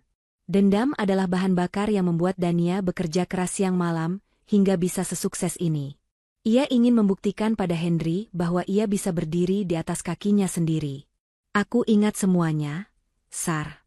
Sangat ingat, jawab Dania tenang. Rasa sakit waktu dia lempar koper aku ke halaman, rasa malunya waktu dia gandeng perempuan itu di depan aku, itu nggak akan pernah hilang 100%. Lalu kenapa? Kejar Sari, nadanya sedikit emosional karena ia adalah saksi hidup penderitaan Dania dulu. Kenapa ibu malah mau kasih dia modal usaha? Biarin aja dia jadi pemulung, Bu. Itu hukuman Tuhan buat dia. Kalau ibu bantu dia, sama aja ibu melawan takdir Tuhan. Dania menghela napas panjang. Ia memejamkan matanya sejenak, membayangkan wajah Baim yang polos dan tatapan Hendri yang penuh penyesalan tadi. Kamu tahu, Sar? Tadi waktu aku lihat dia makan roti sisa demi anaknya, aku sadar satu hal, ucap Dania lirih. Tuhan memang sedang menghukum dia. Tapi Tuhan mempertemukan aku sama dia hari ini bukan tanpa alasan. Mungkin Tuhan mau menguji aku juga. Apakah aku sudah benar-benar naik kelas sebagai manusia, atau aku masih sama rendahnya dengan dia yang dulu? Sari terdiam, mencerna kata-kata bosnya. Kalau aku biarkan dia menderita padahal aku mampu menolong, apalagi ada anak kecil yang gak berdosa di sana, apa bedanya aku sama dia dan Fala? Lanjut Dania. Aku gak mau jadi pendendam. Sar, dendam itu racun. Kalau aku simpan terus, aku yang mati pelan-pelan. Dengan memaafkan dan membantu dia, aku justru membebaskan diriku sendiri. Aku mau tidur nyenyak malam ini tanpa dihantui rasa bersalah, karena membiarkan seorang anak kecil kelaparan. Sari menunduk. Matanya berkaca-kaca. Ia kagum pada kebesaran hati wanita di hadapannya ini. Ibu memang terlalu baik. Saya cuma nggak mau ibu sakit hati lagi. Nggak akan, Sar. Aku bantu dia bukan karena cinta. Rasa cinta itu sudah mati, tegas Dania, matanya menyorot tajam. Aku bantu dia sebagai sesama manusia. Setelah dia mandiri, urusan kita selesai. Aku nggak akan rujuk sama dia. Keesokan harinya, di kantornya yang megah di lantai 20, Dania tidak bisa fokus pada pekerjaannya. Pikirannya sibuk merancang rencana. Ia tidak ingin memberikan uang tunai begitu saja kepada Henry. Uang tunai bisa habis dalam sekejap, atau malah membuat Henry kembali manja dan tidak mau berusaha. Dania ingin memberikan kail, bukan ikan. Ia ingin mengembalikan harga diri Henry sebagai seorang ayah yang bisa menafkahi anaknya dengan cara yang halal dan layak. Dania memanggil Sari ke ruangannya.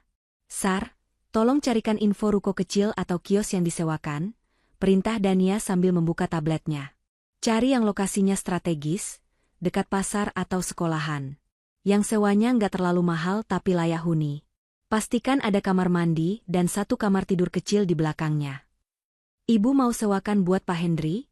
Tanya Sari sambil mencatat. Iya. Aku mau dia buka usaha sembako atau kelontong.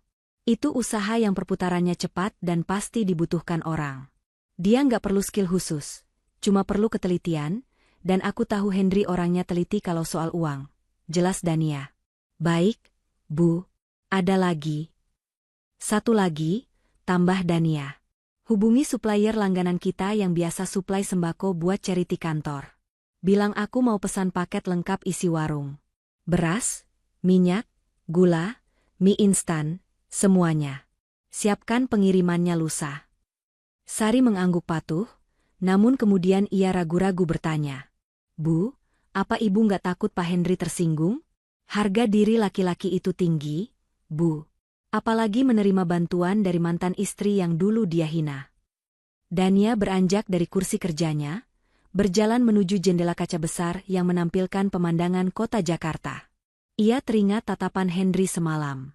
Tatapan yang sudah kehilangan kesombongannya. Dia sudah nggak punya kesombongan itu lagi. Sar, dia sudah hancur. Justru tugas kita adalah membangunkan lagi rasa percaya dirinya. Bukan sebagai pengusaha kaya, tapi sebagai ayah yang bertanggung jawab. Aku akan bicara sama dia. Aku akan pastikan dia menerima ini bukan sebagai sedekah, tapi sebagai pinjaman lunak atau investasi yang harus dia pertanggungjawabkan. Biar dia merasa tetap punya harga diri. Sore harinya, setelah jam kantor usai, Dania tidak langsung pulang. Ia meminta sopirnya mengantar ke sebuah kawasan pasar tradisional yang cukup ramai di pinggiran kota, namun jauh lebih layak daripada tempat tinggal Henry sekarang. Sari sudah menemukan sebuah kios kecil bercat biru yang cukup bersih. Kios itu kosong. Ada satu kamar kecil di belakang dan kamar mandi dalam. Sederhana, tapi surga jika dibandingkan gubuk kardus di bantaran kali. Dania berdiri di depan kios itu, membayangkan Baim bermain di terasnya yang aman, dan Henry melayani pembeli di balik etalase. Tidak ada lagi bau sampah, tidak ada lagi atap bocor. Ini sempurna, gumam Dania. Namun, keraguan sempat menyelinap di hati Dania. Apakah ini terlalu berlebihan? Apakah orang-orang akan menganggapnya bodoh karena menolong mantan suami yang berkhianat? Suara-suara sumbang dari masa lalu seolah berbisik. Biarkan dia membusuk. Dania. Dia pantas mendapatkannya. Dania menggelengkan kepalanya kuat-kuat, mengusir bisikan setan itu. Ia teringat wajah almarhum ibunya. Ibunya selalu mengajarkan bahwa membalas kejahatan dengan kebaikan adalah bentuk balas dendam yang paling elegan dan menyakitkan bagi musuh, sekaligus paling mulia di mata Tuhan. Saya ambil kios ini, Sar. Bayar sewanya untuk 2 tahun ke depan, putus Dania tegas. Siap, Bu. Dalam perjalanan pulang, Dania merasa dadanya jauh lebih ringan. Gejolak batin yang sempat membuatnya ragu kini perlahan mereda. Ia sadar, apa yang ia lakukan ini adalah penutup yang sempurna untuk masa lalunya. Ia tidak lagi menjadi korban. Ia adalah pemenang. Dan seorang pemenang sejati adalah mereka yang mampu mengangkat orang yang kalah, bukan menginjaknya semakin dalam. Dania mengeluarkan ponselnya, menatap layar yang gelap. Besok adalah hari eksekusi. Ia akan mendatangi gubuk itu lagi untuk terakhir kalinya, membawa tiket kehidupan baru bagi Henry dan Baim. Ia siap menghadapi segala kemungkinan, termasuk jika Henry menolak karena malu. Tapi Dania sudah berjanji pada dirinya sendiri, ia tidak akan pulang sebelum Baim mendapatkan tempat tidur yang layak. Tunggu tante ya, Baim, bisik Dania pelan. Besok kamu gak perlu takut tikus lagi. Siang itu, matahari bersinar terik seolah ingin melelehkan atap-atap seng di pemukiman kumuh itu. Dania melangkah pasti melewati gang sempit yang kini sudah mulai dihafalnya. Di belakangnya, Pak Sopir dan Sari mengikuti dengan membawa beberapa kardus besar. Kehadiran mereka menarik perhatian warga sekitar. Ibu-ibu yang sedang mencuci di pinggir kali berbisik-bisik, anak-anak kecil berhenti bermain bola plastik untuk menonton rombongan orang kaya yang masuk ke wilayah mereka. Dania tidak mempedulikan tatapan-tatapan itu. Matanya terkunci lurus ke arah gubuk kardus di ujung jalan. Hatinya sudah bulat. Hari ini, ia akan mengubah takdir dua manusia malang di sana. Sesampainya di depan gubuk, Dania melihat Henry sedang duduk di tanah, sibuk memilah botol plastik sesuai warnanya. Kaki kanannya yang kemarin diperban Dania kini dibungkus plastik kresek, agar tidak kotor terkena tanah. Baim duduk di sebelahnya, bermain-main dengan tutup botol bekas seolah itu adalah mainan paling seru di dunia. Mas Henry, panggil Dania datar. Henry tersentak kaget. Botol di tangannya terjatuh. Ia mendongak, menyipitkan mata karena silau matahari, lalu buru-buru berusaha berdiri meski agak sempoyongan. Rasa malu langsung menyergap wajahnya saat melihat Dania datang lagi, kali ini membawa pasukan. Bu Dania? Gumam Henry. Suaranya tercekat. Ia menepuk-nepuk celananya yang kotor, mencoba terlihat sedikit lebih sopan meski percuma. Ada apa lagi ibu kesini? Saya pikir urusan kita sudah selesai kemarin. Dania tidak menjawab pertanyaan itu.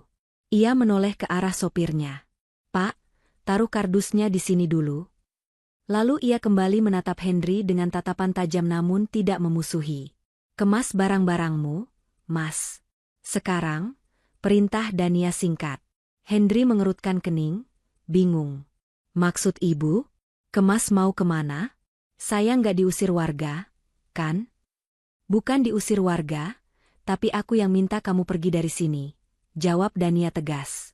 Aku sudah sewakan tempat yang layak buat kamu dan Baim. Ada kios kecil di pasar yang bisa kamu pakai buat usaha, ada kamar tidurnya, ada kamar mandinya. Jauh lebih manusiawi daripada kandang kardus ini. Hening sejenak. Angin membawa bau sampah yang menyengat, kontras dengan tawaran, surga, yang baru saja diucapkan Dania. Bukannya senang, wajah Henry justru berubah keruh. Ia menggeleng perlahan, lalu mundur selangkah. Enggak, Bu. Saya nggak bisa terima. Tolak Henry, suaranya bergetar namun tegas. Sari yang berdiri di belakang Dania membelalak kaget. Pak Henry, Ibu Dania sudah bayar lunas sewanya 2 tahun loh. Bapak jangan tolak rezeki. Diam, Sar. Dania mengangkat tangan, memberi isyarat agar asistennya tidak ikut campur. Ia menatap Henry lagi. Kenapa, Mas? Kamu mau terus-terusan hidup begini? Ini bukan soal saya mau hidup begini atau enggak, Bu. Seru Henry, air mata mulai menggenang di pelupuk matanya yang cekung. Tapi saya tahu diri. Saya ini laki-laki yang sudah menghancurkan hidup ibu. Saya yang bikin ibu menangis darah dulu. Terus sekarang, ibu datang kasih saya rumah? Kasih saya usaha? Di mana muka saya, Bu? Di mana harga diri saya? Henry menunjuk dadanya sendiri dengan tangan gemetar. Hukuman saya belum selesai, Bu. Saya pantas menderita di sini. Kalau saya terima bantuan ibu, saya merasa jadi manusia paling hina di dunia. Memanfaatkan kebaikan mantan istri yang dulu saya buang? Tidak. Biarkan saya begini saja. Dania menghela napas panjang. Ia sudah menduga reaksi ini. Ego laki-laki, ditambah rasa bersalah yang menggunung, membuat Henry merasa tidak berhak bahagia. Dania melangkah maju, mempersempit jarak di antara mereka. Ia tidak menggunakan nada tinggi, tapi suaranya penuh penekanan yang menusuk. Kamu pikir aku melakukan ini karena aku masih cinta sama kamu? Atau karena aku mau pamer kalau aku kaya? Tanya Dania dingin. Jangan kepedean, Mas. Dania menunjuk Baim yang kini berdiri ketakutan memeluk kaki ayahnya. Lihat anak itu, perintah Dania. Lihat Baim. Dia nggak tahu apa-apa soal dosa bapaknya. Dia nggak tahu apa-apa soal perselingkuhan ibunya. Dia cuma anak kecil yang butuh tempat tidur bersih, butuh makanan bergizi, dan butuh sekolah. Henry menunduk, tidak berani menatap wajah anaknya. Kalau kamu menolak bantuan ini cuma karena gengsi atau karena kamu merasa pantas dihukum, itu artinya kamu egois, Mas, sentak Dania. Kalimat itu menampar kesadaran Henry. Kamu mengorbankan masa depan anakmu sendiri demi menebus rasa bersalahmu. Kamu mau Baim kena penyakit kulit terus-terusan di sini? Kamu mau dia besar jadi pemulung, nggak bisa baca tulis, cuma gara-gara bapaknya sibuk menghukum diri sendiri. Bahu Henry berguncang. Isak tangis mulai lolos dari bibirnya. Kata-kata Dania benar-benar telak. Tuhan memang menghukum kamu, Mas. Tapi Tuhan juga kasih jalan keluar lewat aku. Suara Dania melunak. Anggap ini utang. Kalau kamu memang punya harga diri, terima bantuan ini, kerja keras di kios itu, sukseskan usahanya, lalu bayar kembali uang sewanya ke aku suatu hari nanti. Itu baru laki-laki. Bukan meratap di gubuk sampah sambil menyeret anakmu ikut menderita. Henry jatuh berlutut di tanah. Kakinya lemas. Ia menangis sejadi-jadinya, menangkupkan wajahnya dengan kedua tangan yang kotor dan kasar. Pertahanan dirinya runtuh total. Ia sadar, penolakannya tadi hanyalah bentuk kesombongan terselubung. Ia hampir saja mengorbankan Baim lagi demi egonya sendiri. Maafkan saya, Bu, maaf. Ratap Henry di sela tangisnya. Terima kasih. Terima kasih banyak. Saya janji, Bu. Demi Allah saya janji, saya akan kerja keras. Saya akan bayar semua kebaikan Ibu. Dania menarik napas lega. Ia memberi isyarat pada Sari. Bantu dia kemas barang. Ambil yang penting saja. Baju-baju kotor tinggal saja, kita beli yang baru nanti. Sari dan Pak Sopir segera bergerak. Ternyata tidak banyak yang perlu dikemas. Hanya ada satu tas ransel berisi baju lusuh, beberapa dokumen penting yang berhasil diselamatkan Henry, KTP, surat lahir Baim, dan selimut tipis. Sisanya hanyalah sampah. Dania mendekati Baim. Bocah itu menatapnya dengan mata bulat yang bingung. Dania berjongkok, tersenyum tulus untuk pertama kalinya pada anak itu.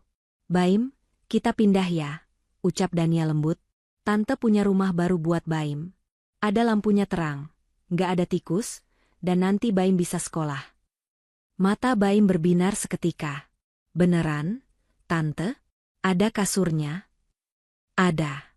Empuk banget, jawab Dania. Hore. Ayah. Kita pindah. Ayah? Sorak Baim kegirangan. Ia melompat memeluk leher ayahnya yang masih berlutut. Henry memeluk anaknya erat-erat, menciumi pipi dekil bocah itu sambil terus menangis haru. Iya? Nak, kita pindah. Berkat Ibu Dania, malaikat penolong kita. Dania bangkit berdiri, membersihkan sedikit debu di celananya. Ia melihat adegan ayah dan anak itu dengan perasaan campur aduk. Ada rasa haru, ada rasa bangga, dan ada rasa damai yang menyelimuti hatinya. Beban masa lalu yang selama ini ia pikul rasanya melayang pergi bersama angin sore itu. Ayo, Mas. Mobil sudah menunggu. Jangan kelamaan, nanti keburu malam, ajak Dania. Henry bangkit, menyeka air matanya. Ia menatap gubuk kardus itu untuk terakhir kalinya.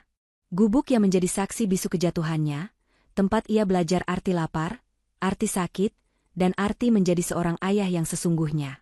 Ia tidak akan merindukan tempat ini, tapi ia tidak akan pernah melupakan pelajaran yang didapatnya di sini. Henry menggandeng tangan Baim, lalu berjalan mengikuti Dania menuju mobil mewah yang terparkir di ujung gang. Langkahnya masih pincang, tapi kali ini kepalanya tegak. Bukan karena sombong, tapi karena ia punya harapan baru. Saat mobil mulai melaju meninggalkan kawasan kumuh itu, Henry menatap punggung Dania yang duduk di kursi depan. Dalam hati, ia bersumpah. Ia tidak akan menyia-nyiakan kesempatan kedua ini. Ia akan membuktikan bahwa sampah pun bisa didaur ulang menjadi sesuatu yang berguna. Dania telah memberinya kail, dan ia berjanji tidak akan berhenti memancing sampai ia bisa melunasi semua utang budinya. Meski ia tahu, kebaikan hati mantan istrinya itu tidak akan pernah bisa dinilai dengan uang sebanyak apapun. Mobil sedan hitam itu berhenti perlahan di depan sebuah bangunan ruko satu lantai bercat biru muda yang masih tercium aroma cat segarnya. Lokasinya strategis, tepat di pinggir jalan akses menuju pasar tradisional yang ramai. Di kaca depan ruko itu, terpasang spanduk kecil bertuliskan, "Toko Sembako Berkah." "Kita sudah sampai, Baim," ucap Dania sambil membuka pintu mobil. Baim yang sejak tadi menempelkan wajahnya di kaca jendela, langsung melompat turun. Mata bocah itu berbinar takjub melihat bangunan di depannya. Baginya yang selama ini hidup di gubuk kardus gelap, ruko sederhana dengan lantai keramik putih ini terlihat seperti istana raja. "Ini rumah Baim, Tante?" tanya Baim ragu-ragu, takut kalau ini hanya mimpi. "Iya, sayang. Di belakang ada kamar tidur, ada kamar mandi yang airnya bersih, dan ada televisi kecil buat Baim nonton kartun," jawab Dania tersenyum. Tanpa aba-aba, Baim langsung berlari masuk ke dalam ruko yang rolling door-nya sudah terbuka setengah. Teriakan kegirangan terdengar menggema saat bocah itu menemukan kasur busa empuk di kamar belakang. "Ayah, kasurnya empuk banget. Ada bantal gambarnya mobil." Hendri berdiri terpaku di teras. Kakinya terasa berat untuk melangkah masuk. Ia menatap deretan rak besi yang sudah terisi penuh dengan beras, minyak goreng, gula, mie instan, dan kebutuhan pokok lainnya. Semua tertata rapi. Aroma beras wangi menyeruak, menggantikan bau sampah yang selama ini akrab di hidungnya. "Masuklah, Mas," tegur Dania yang berdiri di sampingnya. "Cek barang-barangnya. Sari sudah buatkan daftar inventaris di meja kasir. Kamu bisa mulai jualan besok pagi." Hendri menoleh menatap Dania. Matanya basah. Ia ingin berlutut lagi untuk berterima kasih, tapi Dania menahannya dengan tatapan tegas. "Jangan berlutut lagi. Kamu sekarang pemilik toko, bukan pemulung. Berdirilah yang tegak," ujar Dania. Hendri mengangguk, menelan ludahnya yang terasa kelat. Ia melangkah masuk, menyentuh karung beras dengan tangan gemetaran. Ini nyata. Ini bukan mimpi. Kesempatan kedua itu benar-benar ada di depan matanya. "Bu Dania," suara Hendri serak. Saya tidak tahu harus membalas dengan apa. Nyawa saya pun rasanya nggak cukup buat bayar kebaikan ibu." Dania meletakkan sebuah amplop coklat tebal di atas meja kasir. Di situ ada sisa uang tunai untuk modal operasional awal dan uang belanja Baim selama sebulan. "Ingat, Mas. Ini bukan sedekah. Anggap ini utang usaha. Aku mau kamu catat setiap pemasukan dan pengeluaran. Buktikan kalau kamu bisa sukses lagi dengan cara yang halal." "Pasti, Bu. Pasti," janji Hendri sungguh-sungguh. "Saya akan kumpulkan setiap rupiah keuntungannya untuk cicil uang ibu. Saya janji." 6 bulan kemudian, matahari pagi bersinar cerah menyinari toko sembako berkah yang kini terlihat ramai pembeli. Seorang ibu-ibu sedang menawar harga telur, sementara beberapa anak kecil antre membeli es krim. Di balik meja kasir, seorang laki-laki berpenampilan rapi dengan kemeja batik sederhana tampak sibuk namun cekatan melayani pelanggan. Itu Hendri. Tidak ada lagi jejak pemulung kusam di wajahnya. Tubuhnya kini lebih berisi, kulitnya bersih, dan rambutnya tertata rapi. Senyum ramah tak pernah lepas dari bibirnya setiap kali menyapa pembeli. "Kembaliannya 2.000 ya, Bu." "Terima kasih, besok belanja lagi ya," ucap Hendri sopan. Di sudut toko, Baim duduk anteng dengan seragam TK-nya, sedang mewarnai buku gambar sambil menunggu jam berangkat sekolah. Baim kini tumbuh menjadi anak yang sehat dan ceria. Pipinya gembil, jauh berbeda dengan bocah kurus kering yang dulu merengek gatal-gatal di gubuk sampah. Sebuah mobil sedan hitam menepi di parkiran toko. Hendri yang melihat mobil itu langsung menghentikan kegiatannya sejenak. Jantungnya berdesir, bukan karena cinta asmara, tapi karena rasa hormat yang mendalam. Dania turun dari mobil, mengenakan setelan kantor yang elegan. Ia melepas kacamata hitamnya, menatap kesibukan di toko itu dengan senyum puas. "Assalamualaikum, Pak Bos," sapa Dania santai. Hendri buru-buru keluar dari balik meja kasir, menyambut Dania dengan sikap hormat. Waalaikumsalam, Bu Dania. Masya Allah, mampir Bu, mau minum apa? Dingin atau hangat? Nggak usah repot-repot, Mas. Aku cuma lewat mau ke proyek, sekalian mau lihat Baim, tolak Dania halus.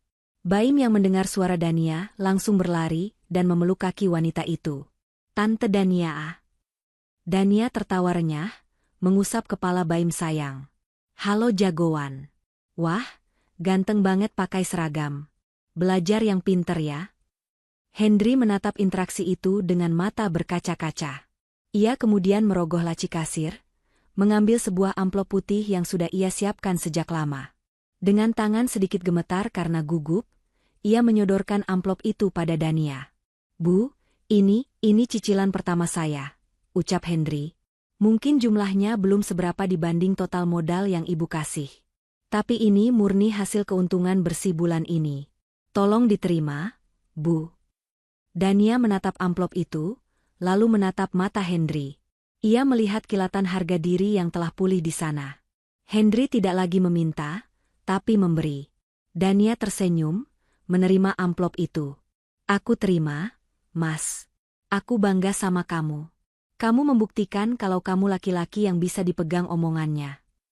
Ini semua berkat Ibu, kata Hendri tulus. Ibu yang memanusiakan saya kembali saat dunia membuang saya. Kita sama-sama belajar, Mas, jawab Dania bijak. Kamu belajar menghargai uang dan keluarga, aku belajar memaafkan dan melepaskan dendam. Kita impas. Suasana hening sejenak, namun terasa hangat dan damai. Tidak ada lagi ketegangan masa lalu. Tidak ada lagi sakit hati. Yang tersisa hanyalah hubungan baik antara dua manusia dewasa yang telah berdamai dengan takdir masing-masing. Ya sudah, aku pamit dulu ya. Lanjutkan kerjamu. Jaga Baim baik-baik. Pamit Dania. Siap, Bu. Hati-hati di jalan. Dania kembali masuk ke mobilnya. Saat mesin dinyalakan, ia melihat dari kaca spion, Hendri melambaikan tangan dengan wajah penuh senyum, sementara Baim melompat-lompat riang di sampingnya. Pemandangan itu begitu indah. Dania menyandarkan punggungnya, menarik napas dalam-dalam dan menghembuskannya perlahan. Dadanya terasa lapang. Sangat lapang. Balas dendam terbaik ternyata bukanlah melihat mantan suami hancur lebur, melainkan melihatnya menjadi manusia yang lebih baik berkat sedikit uluran tangan kita. Hari ini, Dania sadar ia telah memenangkan pertarungan terbesar dalam hidupnya, menaklukkan egonya sendiri. Ia menyetir mobilnya menjauh, meninggalkan masa lalu di spion belakang, dan menyongsong masa depan dengan hati yang benar-benar merdeka. Pesan moral, balas dendam terbaik bukanlah dengan membalas rasa sakit, melainkan dengan memberikan pengampunan dan kesempatan kedua. Membantu orang yang pernah menyakiti kita bukan berarti kita lemah, melainkan bukti bahwa hati kita jauh lebih luas daripada kesalahan mereka. Terkadang, Tuhan mematahkan hati kita agar kita belajar cara menyembuhkan hati orang lain.